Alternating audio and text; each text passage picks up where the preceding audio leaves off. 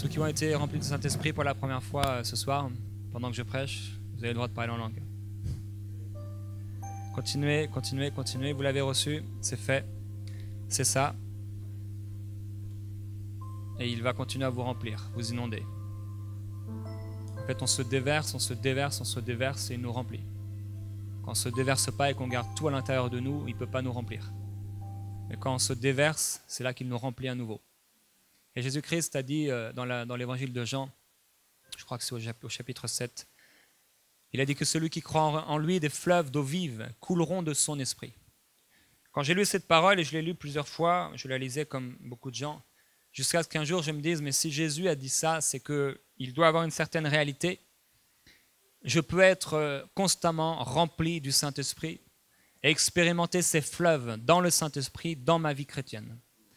Et j'ai été dans une église, entre autres, où j'ai passé des années et des années, où on était là dans les réunions de prière, et j'étais fidèle à l'église. Et de réunion en réunion, on priait, on demandait à Dieu des choses, et on ne voyait à peu près rien. Et les gens étaient tellement fidèles, et ils continuaient d'être fidèles et de demander encore et encore.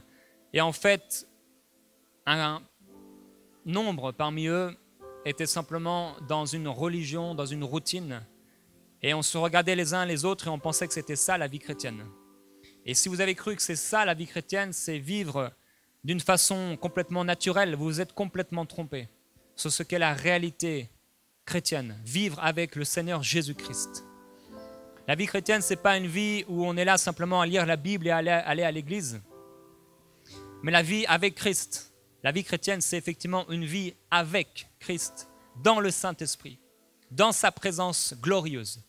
Et ces fleuves d'eau vive, si Jésus en a parlé, s'il a dit que celui qui croirait en lui, il y aurait des fleuves d'eau vive qui couleraient de son esprit, il n'a pas dit que ce serait un verre d'eau, il n'a pas dit que ce serait quelques gouttes qui tomberaient du ciel, il a dit que ce serait des fleuves, non pas même seulement une source, mais des fleuves d'eau vive, qui couleraient de notre esprit, si nous croyons en lui. Je me suis approprié cette parole et j'ai commencé à expérimenter ces fleuves d'eau vive, où il te remplit constamment et constamment et constamment. Et tu es obligé de demander aux gens d'arrêter de louer parce que sinon tu ne t'arrêteras jamais. Tellement il te remplit à déborder. Et tu peux prier et prier et prier dans l'esprit. Et il t'amène dans ces fleuves nouveaux, des révélations fraîches dans sa parole. Tout à coup, la parole de Dieu, ce n'est pas quelque chose de religieux. La parole de Dieu, ce n'est pas quelque chose, une parole morte. Mais Jésus a dit, mes paroles sont esprit et vie. Sa parole est vivante, elle est créatrice. Lorsque nous la lisons avec un cœur assoiffé qui croit, cette parole produit la vie en nous. Et si vous croyez que ces fleuves d'eau vive peuvent vous remplir, ils vous rempliront. Et vous serez tellement débordés, tellement débordants de sa présence, qu'on ne vous reconnaîtra plus. Vous ne serez plus jamais la même personne. Quand vous allez rencontrer sa gloire, quand il va vous toucher avec sa main, vous ne serez plus jamais les mêmes. La libération, la délivrance, la paix, l'amour, la restauration, la joie, la gloire du Seigneur Jésus-Christ, ce sera des choses que vous expérimenterez régulièrement. La présence de Dieu est pour son peuple. Ça n'est pas normal que son peuple soit parfois encore plus triste, encore plus malheureux que ceux qui ne connaissent pas le Seigneur. Les choses révélées sont pour nous et pour nos enfants. Les choses cachées sont pour le monde. Le Dieu de ce monde a aveuglé leur intelligence pour qu'ils ne voient pas briller la gloire du Seigneur Jésus-Christ. Mais nous pouvons voir briller la gloire de Dieu. On peut voir la gloire du Seigneur Jésus-Christ dans notre vie personnelle. Non pas seulement des mots, non pas seulement des principes religieux, non pas seulement des versets, mais une réalité divine dans nos cœurs, dans nos corps même. L'expérience de la présence de Dieu, l'expérience de la présence du Saint-Esprit, lorsqu'il te remplit, il te remplit, il te remplit, il te remplit et il ne reste plus rien de toi. La présence de Dieu. Le Seigneur veut remplir son peuple. Il veut tellement remplir son peuple. Il amène Ézéchiel devant cette vallée d'ossements desséchés et lui dit, parle maintenant. Il lui dit d'abord, est-ce que ces eaux pourront revivre? Ézéchiel dit comme la plupart des chrétiens, Seigneur, c'est toi qui sais. Il pense d'une façon religieuse, comme beaucoup de gens aujourd'hui, comme beaucoup de chrétiens, si Dieu le veut, il le fera. Non, ça ne se passe pas comme ça, puisqu'il veut que tout le monde soit sauvé, et tout le monde n'est pas sauvé. Il veut que tout le monde soit rempli du Saint-Esprit à déborder. Et tout le monde n'est pas rempli du Saint-Esprit à déborder. Mais c'est seulement pour ceux qui demandent. Et ceux qui croient. C'est eux qui peuvent recevoir. Alors il dit à Ézéchiel, non, c'est pas moi, mais c'est toi, parle maintenant, prophétise. Ai-je la puissance de faire ressusciter cette armée morte? Parle maintenant. Il a commencé à prophétiser. Quand il a commencé à prophétiser, il a entendu d'abord un craquement. Il a entendu un son, il a entendu un bruit. Parfois, lorsque le Saint-Esprit se manifeste, c'est simplement un son. Parfois, c'est lointain. Parfois, ça paraît être un écho. C'est quelque chose de loin qui vient, comme un son lointain. Mais c'est le Saint-Esprit. La Bible dit qu'à un moment, Dieu est venu. Et il est venu comme dans une armée. Et on a simplement entendu comme des traces de pas. C'était l'Éternel Dieu qui commençait à arriver. Le royaume de Dieu ne vient pas de façon à frapper les regards. Le royaume de Dieu peut être ici sans même qu'on ne le voie si on a un cœur fermé. Le royaume de Dieu et le Fils de Dieu peut être même devant vous. Et si vous avez le cœur fermé, vous ne le reconnaîtrez pas. C'est ce qui est arrivé aux pharisiens. Pourquoi? Ils étaient dans une routine. Ils étaient dans une religion. Ils refusaient de sortir de leurs limites religieuses. Et c'est pour ça que quand le Fils de Dieu, celui en qui pourtant ils auraient pu avoir tout pleinement, ils n'ont rien reçu de lui. Parce qu'ils étaient incrédules, parce qu'ils étaient méchants, parce qu'ils étaient pervers. Parce qu'ils n'étaient pas intéressés aux choses du royaume de Dieu. Il y en a peut-être parmi vous, vous n'êtes pas intéressés aux choses du royaume de Dieu. Vous êtes intéressés à bien paraître, vous êtes intéressés à ce qu'on s'intéresse à vous, vous êtes plein d'orgueil et le Seigneur veut vous libérer. Mais gloire à Dieu, ce n'est pas le cas de beaucoup. Le Seigneur veut remplir son peuple. Il vient d'une façon douce. Il vient comme quelqu'un qu'on pourrait entendre, juste un bruit, juste un son. On sait que quand le serviteur était là, il a entendu des fracas, il a entendu des tonnerres et Dieu n'était pas là. Il était dans un calme, dans une douceur céleste. Parfois Dieu vient te toucher et si tu méprises ce commencement, tu ne pourras jamais aller plus loin. Dieu vient nous toucher parfois et ça commence avec un petit craquement. Mais s'il n'y a pas ce craquement, les os ne se mettent pas ensemble. Et si les os ne se mettent pas ensemble, les tendons ne commencent pas à pousser. Et la chair ne viendra pas. Et la respiration ne viendra pas. Et parfois, Dieu nous pousse à aller dans une direction. Et il faut écouter la voix du bon berger. Il est le bon berger. Il a donné sa vie pour nous diriger. Ça n'est pas normal de ne pas savoir où on va. Ça n'est pas, en tout cas, normal de ne pas savoir que nous avons une destinée.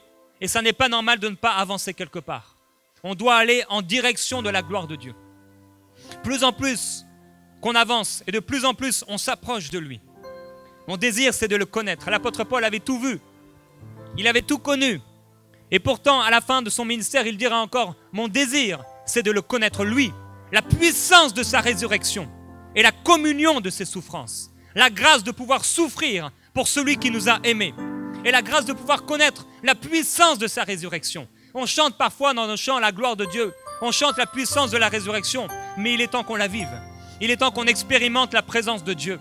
Il est temps qu'on expérimente la gloire de Dieu. Et cette chose-là, elle est possible. Il y a un homme, j'ai lu son livre, il s'appelait Rodney Howard-Browne. Cet homme disait dans son livre qu'il a appelé le toucher de Dieu, comment il est devenu à un point tellement désespéré de Dieu, qu'il a dit dans une prière sincère et fervente, Seigneur, si ce n'est pas toi qui descends vers moi, c'est moi qui monterai vers toi.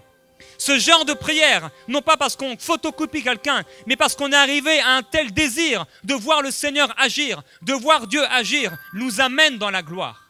Je me souviens avoir prié ce genre de prière il y a 4 ans maintenant. Et j'ai prié moi-même sur mon lit, de tout mon cœur, jusqu'à ne plus pouvoir crier, jusqu'à ne plus pouvoir parler. Seigneur, je veux voir ta gloire. Je veux que tu me touches. Je veux voir ta puissance. Seigneur, je veux être rempli de tes fleuves d'eau vive. Je veux voir ta gloire, jusqu'à ne plus vouloir vivre si sa gloire ne descend pas. De telles prières, Dieu les entend. Et j'ai crié à Dieu, et il a posé sa main sur moi. Il m'a rempli de son esprit, et depuis je suis un homme nouveau. La Bible déclare que quand l'Esprit de l'Éternel est venu sur lui, il est devenu un homme nouveau. David est devenu un homme nouveau. Et quand le Saint-Esprit vient sur nous, nous devenons une personne nouvelle. Oui, en Christ, nous sommes de nouvelles créatures. Mais malheureusement, les nouvelles créatures, parfois, ils se revêtent de leur ancienne nature, de leur ancien habit. Ils continuent à marcher la tête basse, comme s'ils n'avaient pas été recréés. Et pourtant, l'esprit qui habite en eux est tellement plus glorieux, tellement plus fort, tellement plus puissant que tout esprit qui vit dans ce monde. Il est temps de croire enfin l'Éternel. Et il est temps de le chercher de tout notre cœur. Il se laissera trouver par nous. À combien plus forte raison s'il se laisse trouver par un homme qui ravage et qui persécute l'Église? À combien plus forte raison, lui qui nous a aimés, lui qui nous a sauvés, il se laissera trouver par toi si tu cherches plus de lui. Dieu veut qu'on cherche plus de lui parce qu'il a plus à nous donner que ce que nous vivons aujourd'hui. C'est une histoire d'amour entre lui et toi. C'est une histoire d'intimité, c'est une histoire de cœur. C'est une histoire de ton cœur. Qu'est-ce qui anime ton cœur? Qu'est-ce qui anime? Quel est l'objet de tes recherches? Quel est l'objet de tes désirs? Quelles sont tes prières? Et vers quoi se tourne tous les jours ton regard, tous les jours tes pensées, tous les jours tes prières? Si tu veux qu'il t'habite, il viendra habiter un temple qui est saint. Il viendra habiter un temple dans lequel il aura toute la place d'agir. Si tu veux plus de lui, il te demandera plus de toi. Il te demandera tout ce que tu as. Et il viendra te remplir de sa glorieuse présence.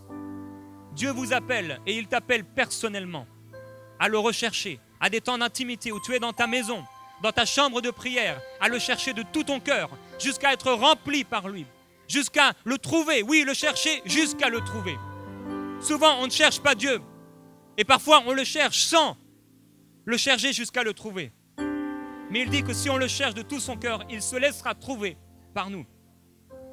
Le diable a réussi avec beaucoup dans le peuple de Dieu à les faire aller parfois dans des fausses doctrines, à rechercher l'or et l'argent, à rechercher des convoitises, à rechercher l'orgueil, des positions. Et à d'autres, c'est l'ignorance. Et il les a amenés à aimer le monde. Il leur a dit que vivre avec le Seigneur Jésus, c'était moins bien, c'était moins glorieux que vivre dans le monde. Alors ils ont été comme ce fils prodigue à la recherche des plaisirs éphémères. Dieu vient chercher un peuple assoiffé. Il vient chercher une épouse qui s'est préparée. Je ne sais pas si tu t'es préparé, mais moi je me prépare à la rencontre de mon Dieu. Et quand je le verrai, la Bible déclare qu'au son de la trompette de Dieu, à la voix d'un archange, les morts en Christ ressusciteront premièrement. Et nous tous qui sommes ici, nous serons enlevés ensemble à la rencontre du Seigneur sur les nuées et nous le verrons face à face. Je ne sais pas quel est ton désir de le voir face à face, mais je veux le voir face à face. Je veux contempler son regard, je veux voir sa face, je veux voir son visage, je veux voir la gloire qui l'anime, la gloire qui le transporte. Je veux entendre les battements de son cœur, je veux entendre sa voix qui me parle, je veux qu'il me prenne dans ses bras et qu'il me dise je t'aime. Je veux l'entendre, je veux le goûter, je veux l'expérimenter, je veux manger sa chair et boire de son sang. Je veux le voir et qu'il vive en moi, plus moi mais lui en moi, sa vie en moi, son amour en moi, sa paix en moi, sa parole en moi, sa bénédiction en moi, sa faveur en moi, sa gloire en moi et à travers moi. Je veux voir la présence du Saint-Esprit se manifester partout autour de moi. La présence de Dieu libérer les hommes, libérer les femmes sans même que j'ai à parler. La gloire de Dieu qui habitait Pierre et qui entourait Pierre, qui libérait les hommes, qui libérait les opprimés, qui libérait les captifs. Cette même gloire peut t'habiter. Cette même gloire peut te remplir. La présence du Saint-Esprit dans ta vie. Si tu le considères, si tu ne le méprises pas, si tu ne fais pas du jour du sabbat le jour réservé à l'Éternel, un jour où tu es là simplement pour satisfaire des propres convoitises. Si tu ne vis pas ta vie pour satisfaire des propres convoitises, mais que tu vis ta vie comme un culte agréable en tout temps pour lui, une vie agréable à lui. Si tu ne fais pas de ta vie chrétienne un temps simplement le dimanche matin, où là, à ce moment-là, je vais donner mes 2 petites heures à Dieu, mais que ta vie constante est une gloire pour Dieu, est une offrande pour Dieu, il fera de toi sa plus grande joie. Il t'amènera dans des hauteurs spirituelles, dans des positions très élevées. Et comme les biches, tu iras dans ces positions élevées.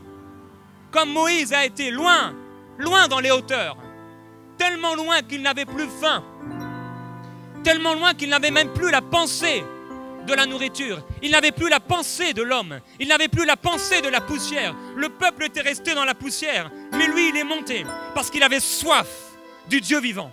Le peuple restait là à l'entrée de leur tente, pendant que lui, il allait dans la tente de la rencontre. Le peuple avait peur de Dieu.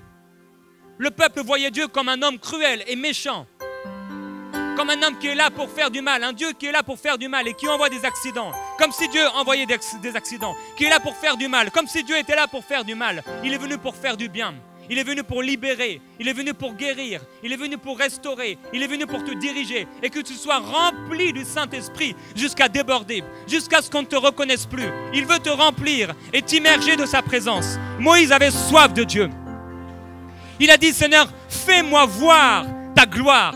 Pendant que le peuple était là en train de prier, nous voulons manger, nous voulons de la viande, nous voulons de la nourriture, nous voulons de la manne, nous voulons de l'eau. Lui aussi avait faim, lui aussi avait soif, mais il avait une autre soif, il avait une autre faim. Il a dit, Seigneur, Père Dieu, fais-moi voir ta gloire. Il dit, je te ferai voir ma gloire, tu contempleras ma gloire. Et il a vu la gloire de Dieu. Dieu l'a caché dans le creux d'un rocher et il a vu Dieu de dos. Oh, même voir Dieu de dos, quelle gloire! Quel privilège extraordinaire! Il a vu des représentations de la gloire de Dieu, de la présence de Dieu. Nous sommes dans une meilleure alliance, basée sur de meilleures promesses, où Jésus a dit, je serai avec vous tous les jours jusqu'à la fin du monde. C'en est assez de dire, Seigneur, sois avec moi. Il est le temps maintenant de dire, Seigneur, merci pour ta présence. Merci parce que tu vis en moi. Merci parce que tu es ma gloire et je suis ton habitation. Il est temps de croire que nous sommes et que nous avons reçu le Saint-Esprit. Il est l'Esprit de vérité. Il est là pour nous parler à propos de Jésus. Il est là pour nous révéler le cœur du Père. Il est là pour parler sur ta vie et pour t'amener là où il l'a désiré. La parole de l'Éternel. Samuel était dans un temps où la parole de l'Éternel n'était plus. Et même le sacrificateur ne pouvait plus voir. Mais la lampe du Seigneur, elle brillait encore un peu. Il suffit d'un craquement, il suffit d'un bruit, il suffit d'une révélation. Il suffit d'un message inspiré par le Saint-Esprit pour créer dans ton cœur un craquement, un brisement qui t'amène à réaliser peut-être pour la première fois que tu es complètement en train de te tromper, que tu es dans une routine religieuse avec aucun fruit, que tu es en train de te créer une atmosphère spirituelle faite de prière, faite d'une sorte de louange qui n'est pas à la gloire de Dieu. Tu es en train de te satisfaire toi-même. Il suffit d'un brisement intérieur pour un retour à Dieu réel de tout son cœur. Beaucoup de gens cherchent leur délivrance. Ils cherchent à avoir des enfants. Ils cherchent un mariage. Ils cherchent des maisons. Ils cherchent plus d'argent. Ils cherchent un meilleur travail au lieu de chercher celui qui donne toutes ces choses.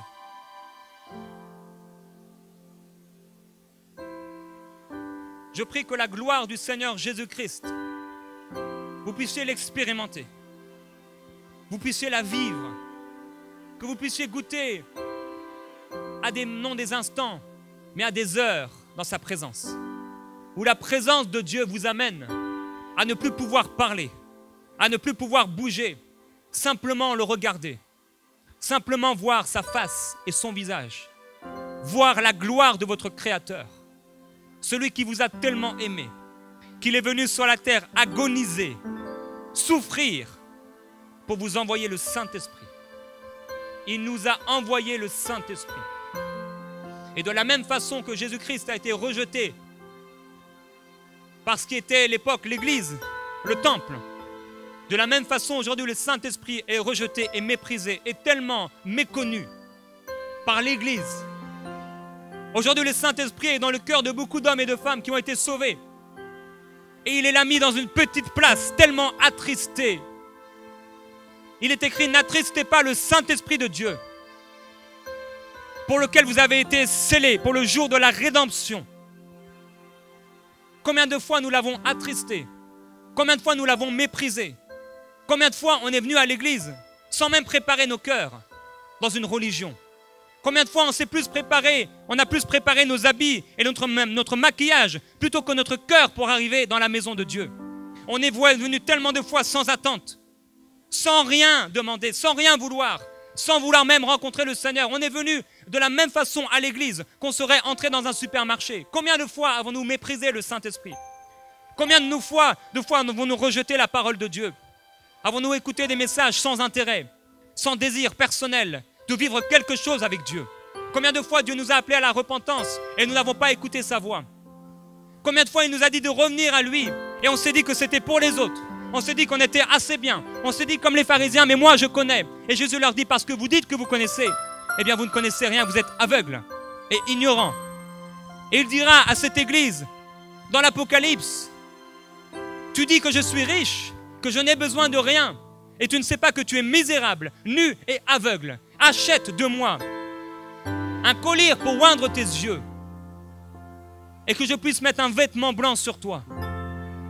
Parfois, on ignore complètement qu'on est à côté du chemin. On est dans une routine religieuse où Dieu n'est pas. Non, Dieu n'est pas là. Dieu n'est pas dans la petite place de parking qui était juste là pour toi. Il n'est pas dans le petit euro que tu as trouvé par terre. Dieu est dans des choses beaucoup plus élevées, beaucoup plus glorieuses. Pour commencer à voir Dieu dans cette petite place de parking, il faudrait d'abord peut-être le voir dans ta propre vie et dans ton propre cœur et dans ta propre bouche et dans ta maison. Dieu veut nous remplir de sa présence glorieuse. C'est notre héritage, ça nous appartient. Le diable est venu pour voler notre héritage. Il est venu écraser en nous la pensée du Saint-Esprit. Imaginez une maison qui ne reconnaît pas celui qui l'habite. Quelle folie! À quoi sert un hôtel si personne ne vient loger dedans? Une maison si personne n'y habite. Il vaudrait mieux que cette maison n'ait même pas été construite si personne n'y habite jamais. À quoi sert d'avoir le Saint-Esprit si nous le méprisons, si nous refusons sa présence, si nous refusons son amour, si nous refusons ses intentions, ses directions, ses influences, ses pensées? Il nous amène quelque part. Il nous dirige quelque part. Vous serez dirigés par le Saint-Esprit. Conduits par lui, dirigés par lui. Il nous dirige par sa voix. Il nous dirige par sa parole. Il nous dirige par le témoignage intérieur. Il nous parle et on n'y prend tellement pas garde. On méprise la personne du Saint-Esprit. Il a l'air tellement compliqué. On ne comprend pas beaucoup de lui. Alors on l'ignore et on le méprise. Alors que la seule chose qu'il nous a laissée, Jésus-Christ, c'est le Saint-Esprit. Il nous a laissé la glorieuse personne du Saint-Esprit.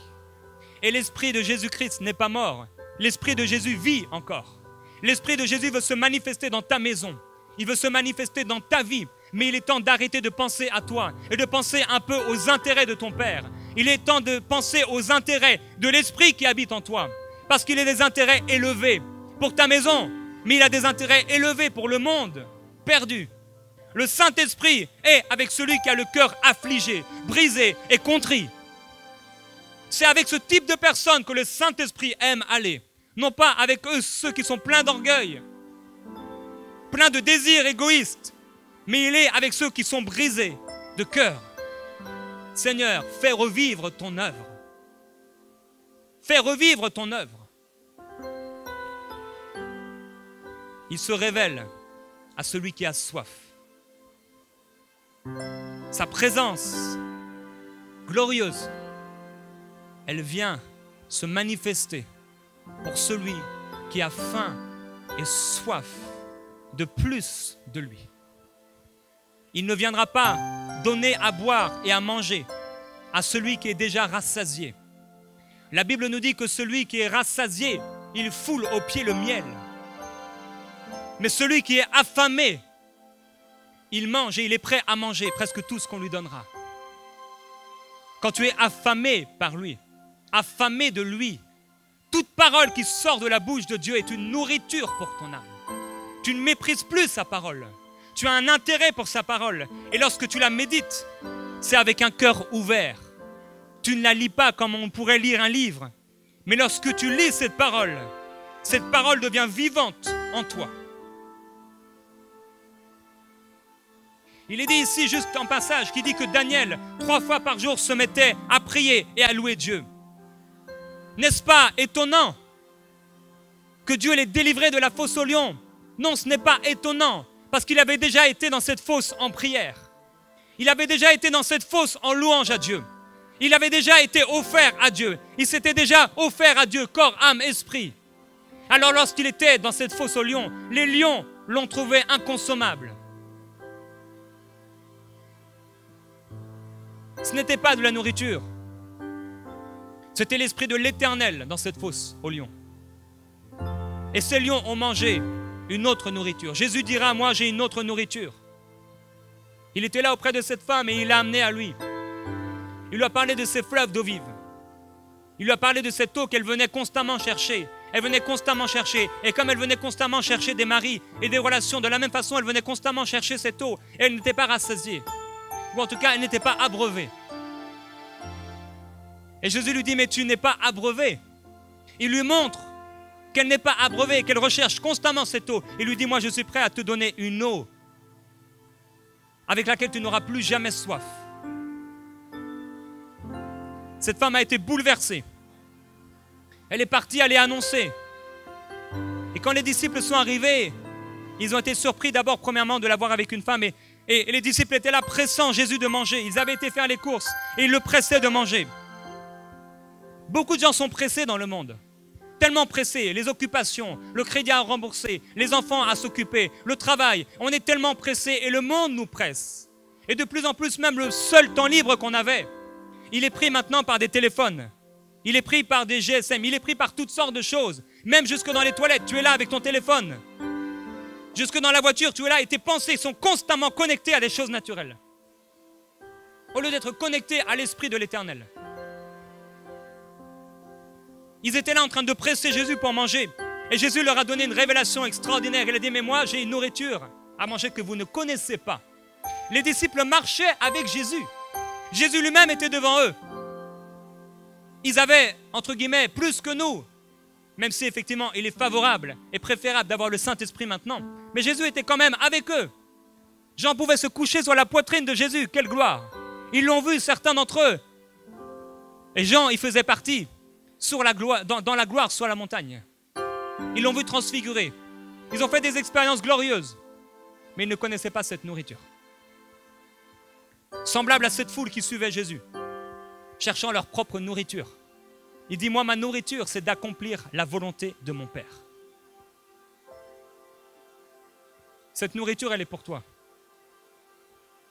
Où tu seras dans une telle disposition de cœur intérieur que les choses de ce monde ne te nourriront plus. Ce ne sera plus un chant où tu chanteras que le monde ne t'intéressera pas, mais ce sera une réalité constante dans ta vie. Tu vas être animé par une soif et une faim que cette nourriture et que la nourriture qu'on te propose dans le monde ne pourra pas, elle ne pourra pas te rassasier. Tu ne pourras être rassasié de la nourriture, tu ne pourras être rassasié de l'or et de l'argent, tu ne seras pas rassasié des choses et des biens que tu pourrais t'acheter. Tu ne seras pas rassasié des relations intimes que tu pourrais avoir avec ton épouse ou avec ton époux. Rien ne pourra te rassasier si ce n'est la présence glorieuse du Père.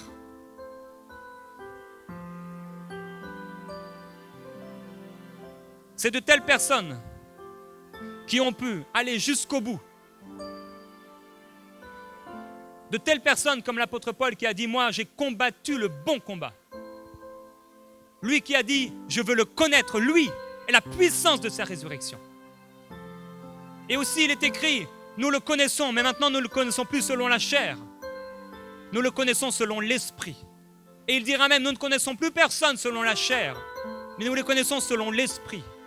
La majorité des gens fonctionnent avec la chair, avec les 5 sens, constamment dans leur raisonnement. Au lieu de connaître les gens dans l'esprit. Lorsque tu vois quelqu'un, ce n'est pas une personne physique, ce n'est pas de la chair, c'est un esprit qui a besoin du Seigneur Jésus-Christ. Tu vois un esprit et ta nourriture, ça veut dire que quand tu ne manges pas la volonté de Dieu, quand tu n'accomplis pas la volonté de Dieu, tu es faim et tu as de plus en plus faim. Et quand tu as faim, ça t'amène à t'humilier devant lui et à lui demander, Seigneur, fais revivre ton œuvre.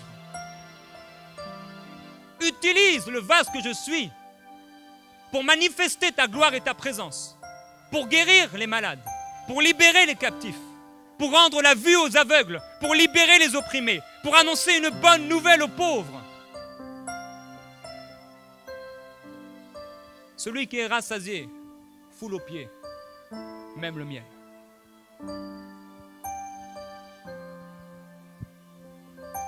Et le Seigneur veut nous remplir de lui et de sa glorieuse et merveilleuse présence.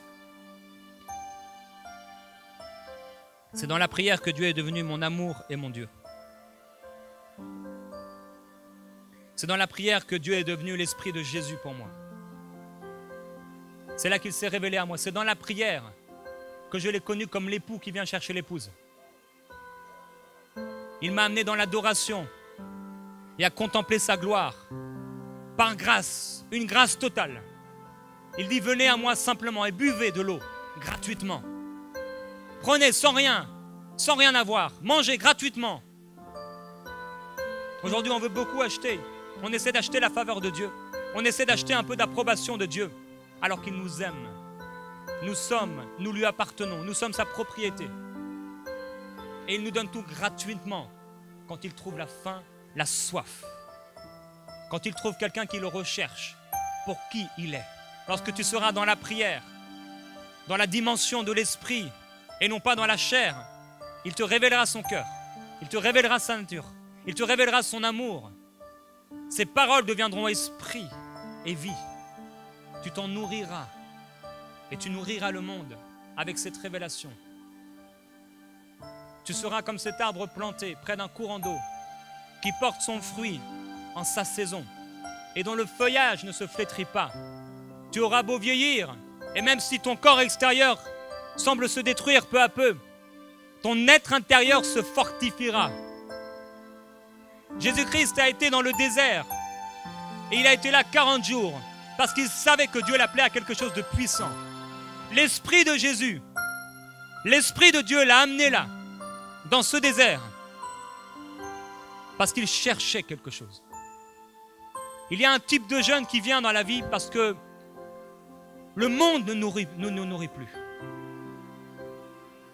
On est arrivé à une expectative, à une fin de Dieu qu'on ne peut pas faire autrement que de se consacrer à lui. Et c'est là qu'il vient nous toucher. C'est là que sont formés de véritables serviteurs et servantes de Dieu. C'est là que naissent les véritables intercesseurs, quand ils s'humilient, quand ils brisent leur cœur. C'est là que Dieu vient les chercher. C'est là que Dieu vient les former. C'est là que Dieu vient les prendre et les amener sur des hauteurs élevées. Il dit, voici je vous ai assis dans des lieux élevés, dans une position d'autorité. Je vous ai tout donné, assis dans les lieux célestes avec Jésus-Christ. Si nous sommes assis avec lui, nous devrions le voir. Si nous sommes assis avec lui, nous devrions sentir son parfum. Je me souviens lorsqu'il m'a touché le 1er janvier 2003. J'étais dans ma voiture et j'ai dit, Seigneur, je priais et j'allais à l'église et je méditais la parole de Dieu. Et j'étais plus fidèle que tous les jeunes de mon église. Mais j'ai dit, Seigneur, je veux te donner toute ma vie. J'avais donné ma vie, mais je l'avais reprise. Comme beaucoup la reprennent à la moindre tribulation, ou quand les choses ne se passent pas comme ils le veulent, ils reprennent leur vie.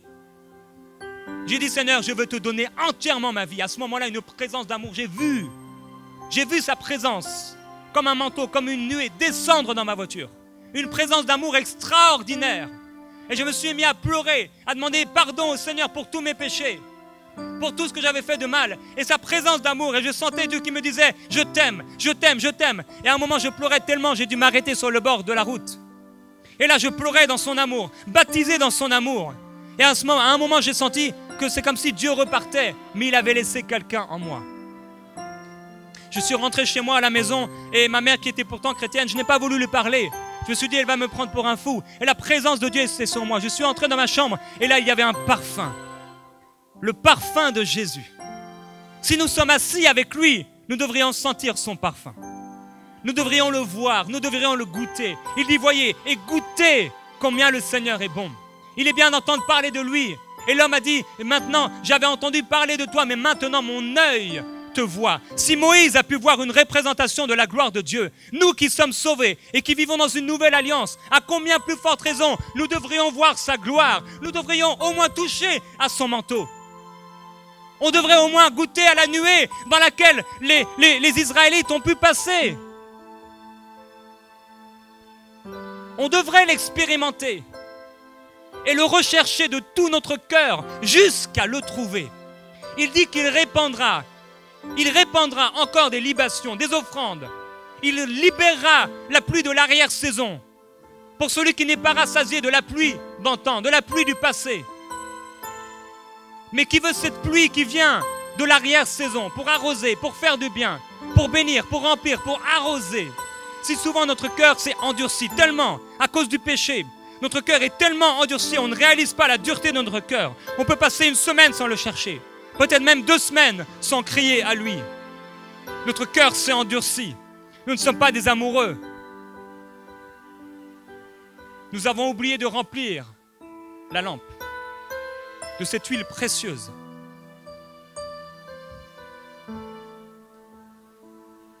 Le prophète Joël a reçu cette révélation. Il a dit, revenez au Seigneur et déchirez vos cœurs. Non vos vêtements, mais déchirez vos cœurs. Et vous verrez si Dieu ne revient pas vers vous avec des saintes offrandes pour son peuple. Il est l'offrande suprême.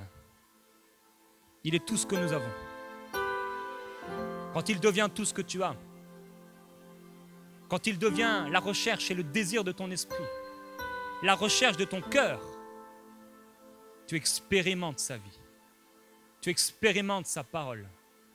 Sa parole qui était là et qui simplement était une lampe à tes pieds. Maintenant, elle éclaire toute ta vie.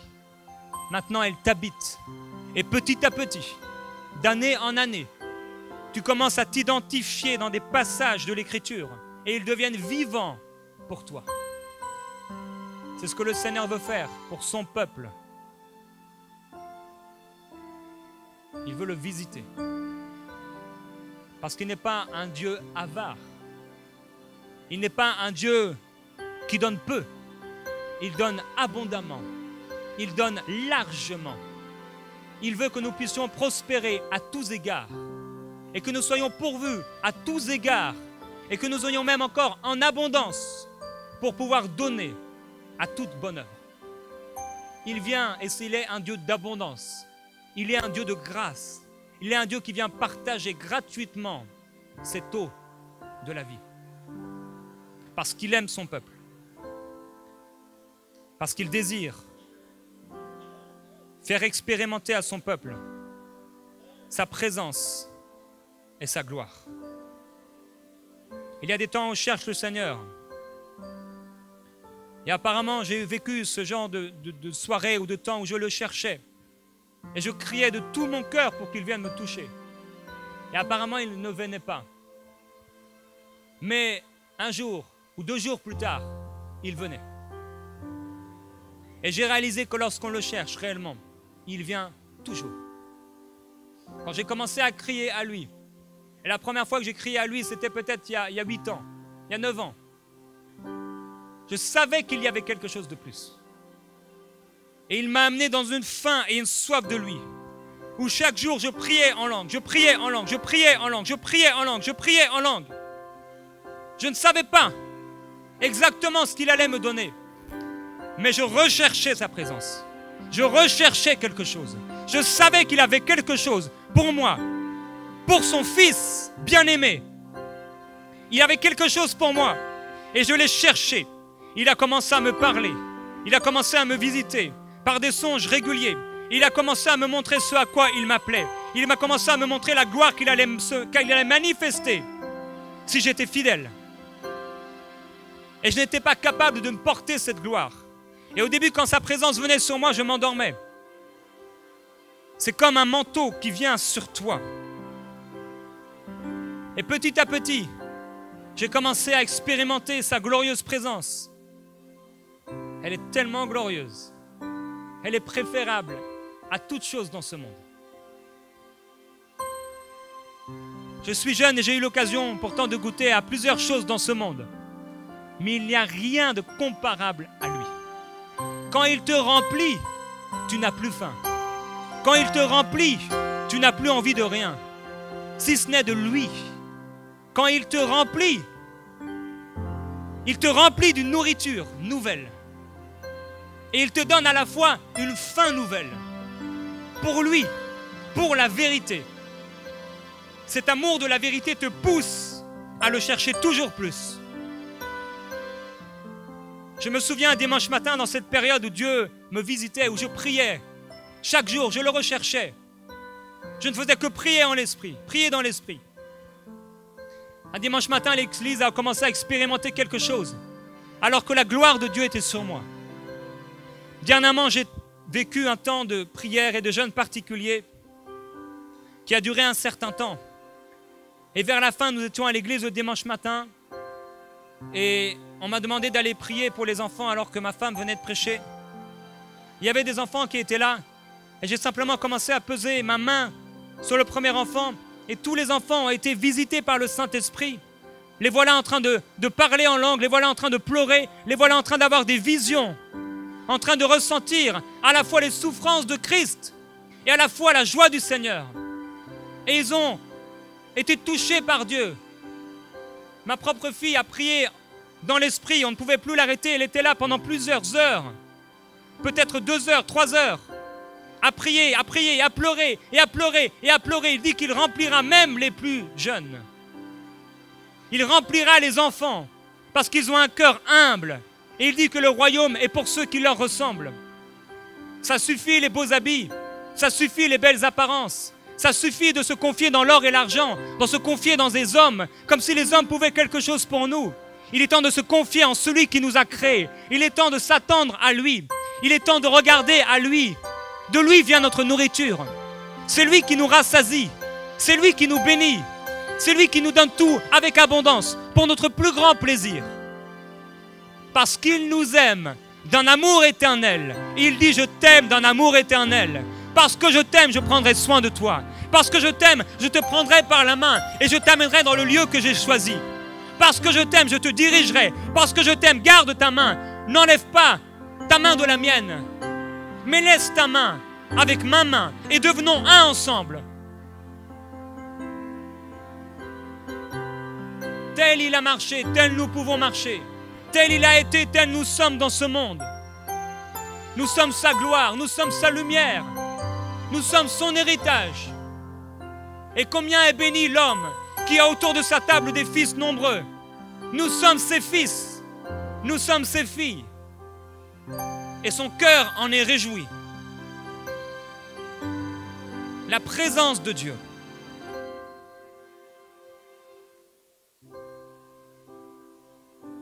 Elle transforme des vies. Je me souviens ce jour-là, j'étais dans les rangées des chaises et j'étais allongé, en train de pleurer, en train de rire, en train de pleurer, en train de rire, en train de ressentir le cœur de Dieu qui à la fois est comme constamment en train de pleurer à cause des souffrances de ce monde et des souffrances de ce peuple et à la fois constamment aussi en train de se réjouir à cause de sa gloire et à cause des temps de visitation qui viennent.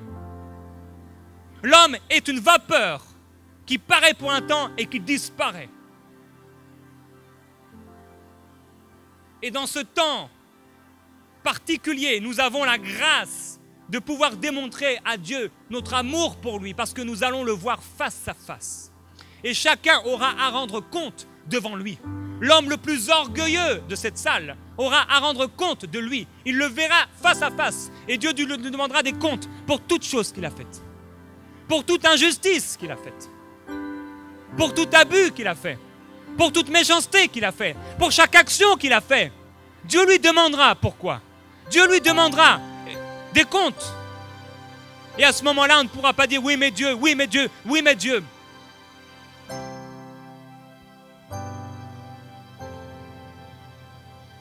Voilà pourquoi nous devons marcher en toute crainte devant Dieu sur la terre.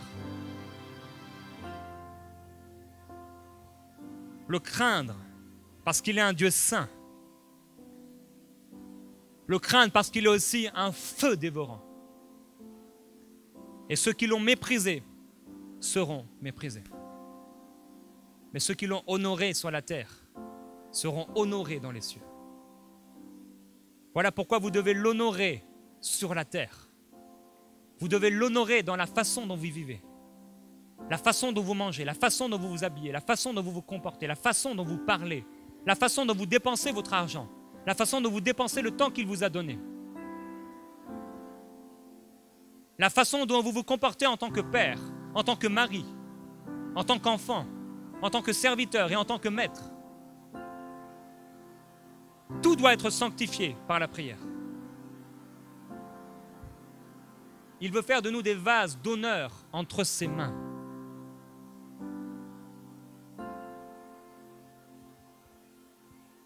Nous remplir à un tel point qu'on va déborder.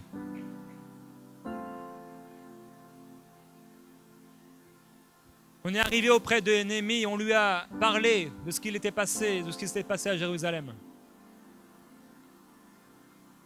C'était un rapport terrible. Le cœur humain est tellement spécial. Quand il a entendu cette chose-là, et pourtant beaucoup le savaient, beaucoup commençaient à le savoir, la nouvelle se répandait. Lui, il a commencé à jeûner et à prier le Dieu des cieux. Il a commencé à se lamenter devant Dieu. Pourquoi? Est-ce que parce que Dieu l'avait appelé? Non. Parce qu'il avait un cœur différent. Il a commencé à pleurer parce qu'il craignait Dieu et il aimait sa maison. Le zèle de ta maison me dévore. Pourquoi est-ce Jésus qui a dû prendre ses cordes pour chasser les vendeurs du temple? Pourquoi il a dû le faire? Parce que personne n'avait le zèle de sa maison. Les gens étaient là dans l'imitation, les gens étaient là dans l'hypocrisie. Les gens étaient là dans la crainte de l'homme et dans la recherche de la faveur de l'homme. Et ils n'étaient pas là dans la recherche de la crainte de Dieu et la faveur de Dieu. Le zèle de la maison de Dieu les dévorait. Et le même zèle qu'il a habité, le même zèle habite encore le Seigneur Jésus pour sa maison. Le même zèle habite encore le Seigneur Jésus pour votre propre vie. Vous et moi qui se disons chrétiens, il est zélé pour nous. Et quand il trouve des impuretés, quand il trouve des choses mauvaises, il vient avec son fouet pour tout enlever. Mais certains courent et ils s'éloignent de lui, alors que Dieu veut les corriger par son amour, parce qu'il châtie celui qu'il aime par sa parole, parce qu'il vient le corriger, mais certains courent, ils ne veulent pas être corrigés.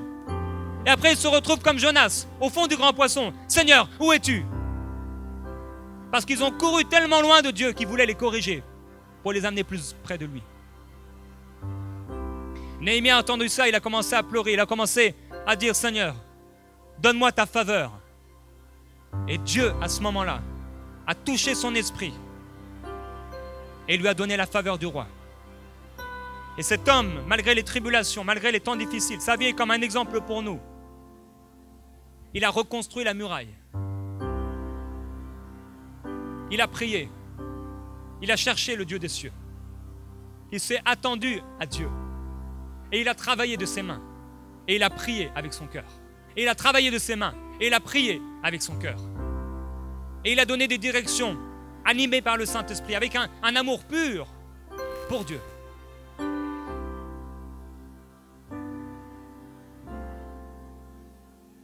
Les visions naissent dans le cœur. Les visions naissent dans l'esprit de celui qui a faim et de celui qui a soif, de celui qui n'est pas rassasié par les choses de ce monde. C'est là d'où sortent les visions. Le cœur de l'homme est un mystère.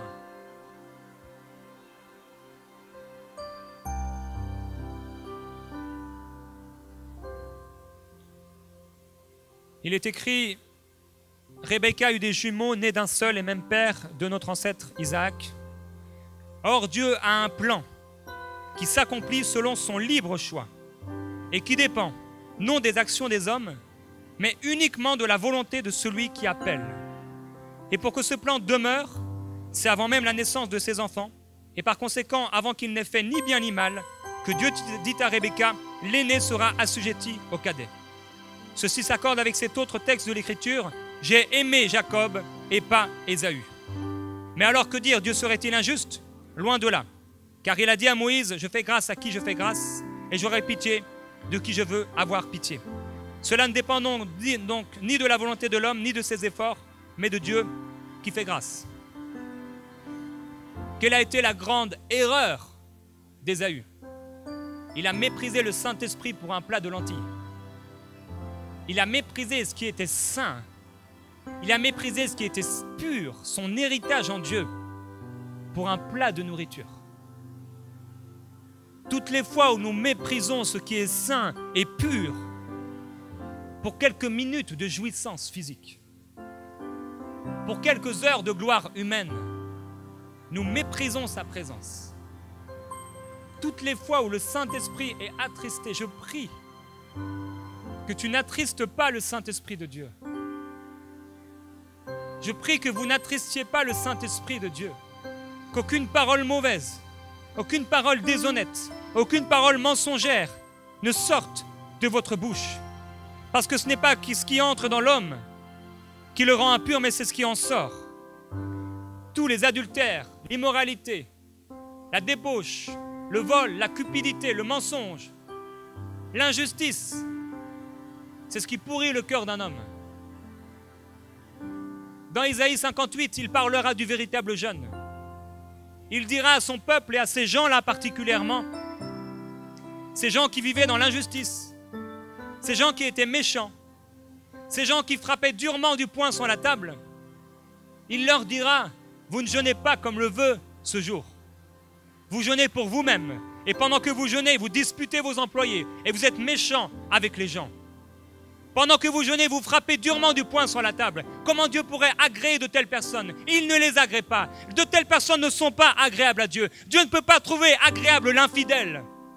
Dieu ne trouve pas agréable celui qui lui est infidèle. Il ne trouve pas agréable l'adultère. Il ne trouve pas agréable celui qui vit dans le péché alors qu'il a été sanctifié, qui bafoue l'esprit de la grâce de Dieu. La grâce n'est pas là pour excuser notre péché. La Bible dit que la grâce est là et elle a un message. Elle nous enseigne à renoncer à l'impiété et au désir de la chair. Voilà le message de la grâce. Le message de la grâce, c'est un message qui nous annonce un message de renoncement à l'impiété et au désir de la chair. C'est l'esprit de la grâce. La grâce qui vient sur nous et il nous a tout donné, qui contribue, tout pour contribuer à la vie et à la piété. C'est l'esprit de la grâce.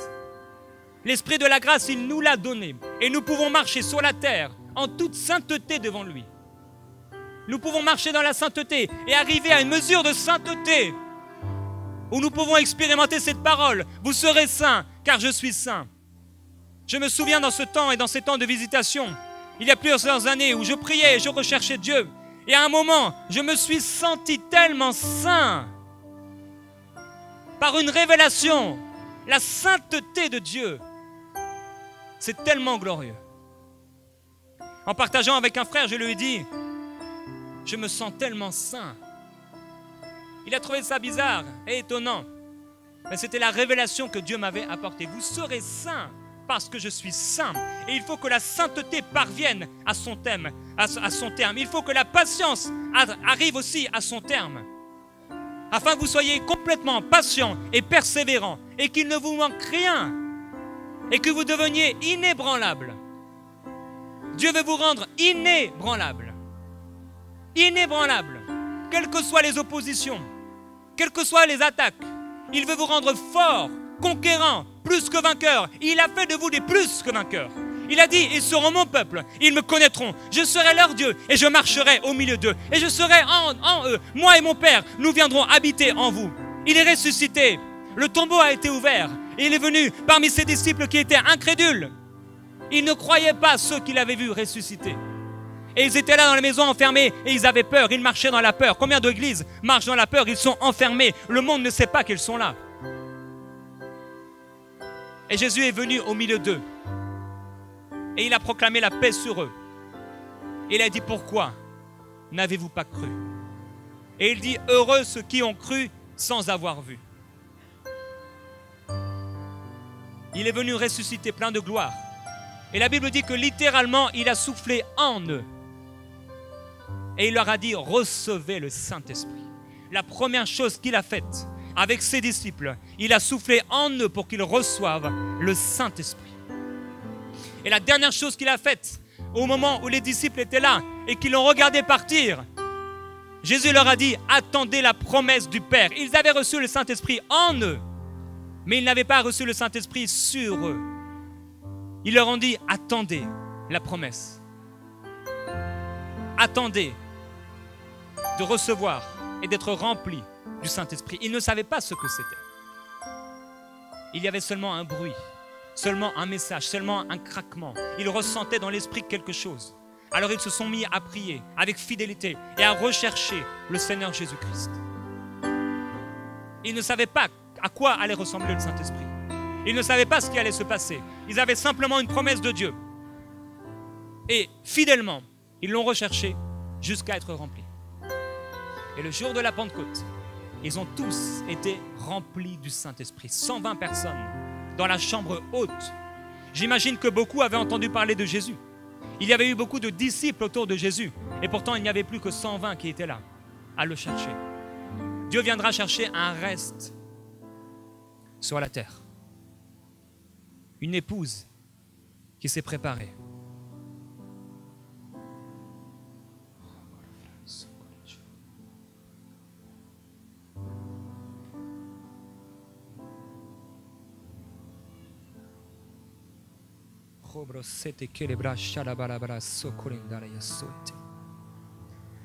Rambro koroshete bria para soko froita bala mai crosso prita quelle shetia.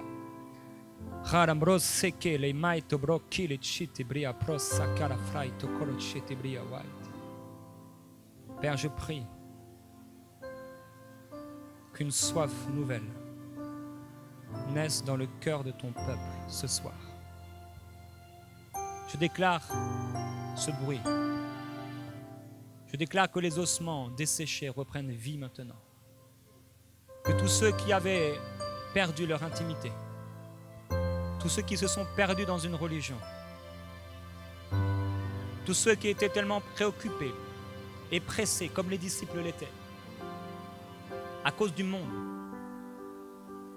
tous ceux comme Marthe, occupés aux choses de la vie et oubliant de se poser à tes pieds. Je prie pour tous ceux même qui t'ont servi dans ce lieu, dans cette église, dans cette région, mais qui ont oublié de te rechercher. Père, je prie une transformation dans les cœurs maintenant même. Tu m'as amené ici pour prêcher ta parole et pour voir ta gloire. Et tu es derrière ta parole pour l'accomplir. Je prophétise cette pluie de l'arrière-saison. J'appelle ces fleuves nouveaux maintenant, dans le nom de Jésus-Christ. Je déclare que plusieurs vont être touchés par le Saint-Esprit ce soir même. La présence de Dieu sur vous, la gloire du Seigneur Jésus-Christ sur vous. Elle ne vous avait pas été révélée, mais ce soir elle vous est révélée. Une fin nouvelle vient sur plusieurs personnes qui vont se mettre à prier et à rechercher Dieu comme jamais auparavant. Ils vont prier comme les disciples à la Pentecôte. Ils vont prier dans la chambre haute et ils vont chercher le Seigneur. Ils vont le chercher jusqu'à le trouver. Et la gloire du Seigneur se répandra sur eux. Le Seigneur les fortifiera. Le Seigneur les préparera. Et le Seigneur les élèvera à la face du monde. Et le monde verra et le monde entendra parler de la gloire de Dieu. Et ils iront dans le monde revêtus du Saint-Esprit pour parler du royaume de Dieu. Et ils feront miracles, signes et prodiges au nom de Seigneur Jésus-Christ. Et ils reviendront devant la gloire du Père. Et ils diront à Jésus, Seigneur, nous avons chassé des démons en ton nom. Seigneur, nous avons guéri les malades. Et le Seigneur Jésus leur dira simplement, réjouissez-vous parce que votre nom est inscrit dans le livre de vie. Et maintenant, reposez-vous avec moi. Je déclare des temps de repos. Je déclare des temps de repos dans l'esprit et que ton peuple à nouveau, il va et il vient se reposer. Il va et il vient se reposer de ses œuvres. Père, ta gloire dans ce lieu. Je prie que tu élèves des jeunes. Je prie que tu élèves des pères de famille. Je prie que tu élèves des mères, Père.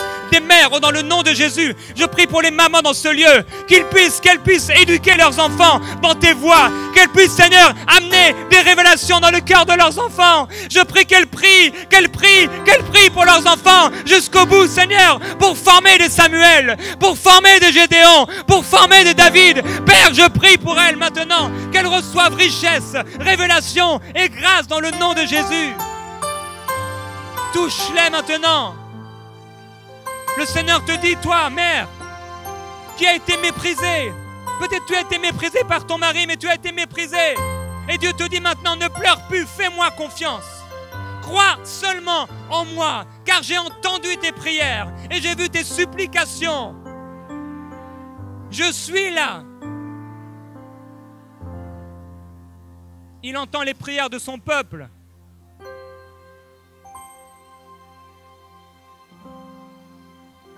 Que les femmes ne soient plus méprisées dans le nom de Jésus-Christ.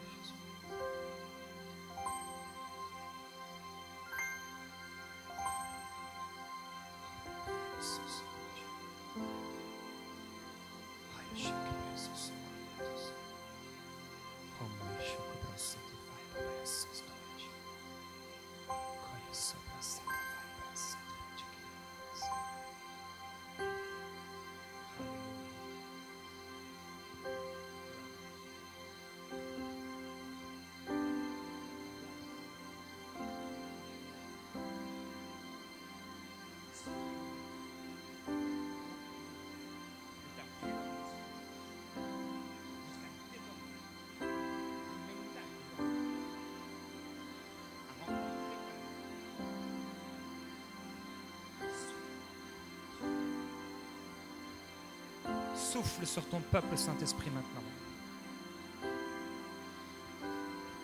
Maintenant, attendez-vous à lui. Et regardez à lui maintenant même.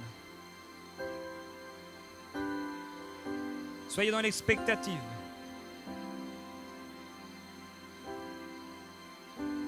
Ne regardez qu'à lui. Et commencez à l'adorer. Commencez à lui dire merci. Mon amour et mon Dieu. Jésus-Christ. Esprit de révélation, esprit de réveil. Que le réveil s'installe dans cette église.